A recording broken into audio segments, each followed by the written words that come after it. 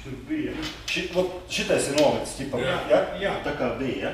Tā kā bija. Tā, pagaidi, tad mums vajag šito te krustiņu skrūvies. Bušs Igors man pazvanīja, paprasīja, lai mēs varam uzstādīt to tentu un lai viņi zina, kur stiprinājuma vietas piestiprināt laivai. Tāpēc mēs te visu šito te uzcēlām un lai viss būtu kā nākās. Kam jums ir domāt laiva?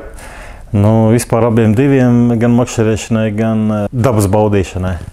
Pirmkārt, dabas baudīšana, un tad tur aizmugurē nomet spinningu, lai vēl kāds aizmugurē. Kaut kas pieķerās, tā ir labi. Jūras īpaši nē, man patīk vairāk pupēm braukāt.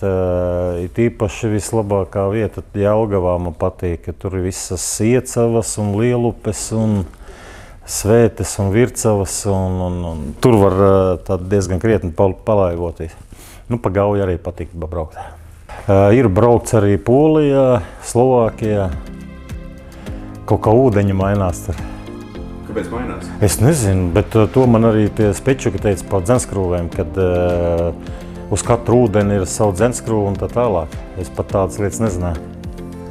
Un ir tik tiešām, ir tajā Polijā, ja, un Slovākijā viss, ka pabrauc, tad ir tie ūdeņi tādi savādāk ir. Tā laiva kaut kā savādāk iet arī. Aizbrauc ar to pašu kreislerīti, kas ārā stāv, un tad aizmugurē trailerīts. Un laivu izārdi, saliek kreislerā iekšā, visu, ar visu jumtu. Ko nozīmē priekš jums šis jumts? Nu, kā jau teicu, galvenokārt bija sievai, lai sieva varētu dabūt uz upi.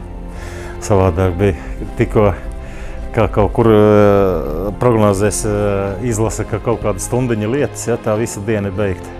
Tā viss nav attaisnojami, jābrauc uz upi laivot. Nu, tā bija, 20 gadi, cik viņai tur, es nezinu, man liekas, ka pat vairāk vai nav 20 gadi. Un, tur jāpastāst pēc tam šasīs numuriem, cik viņa veci ir.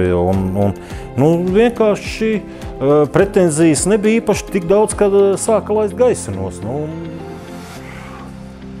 Katru gadu tur kaut ko līmēt un taisīt, te labāk nopērc jaunu un mieru.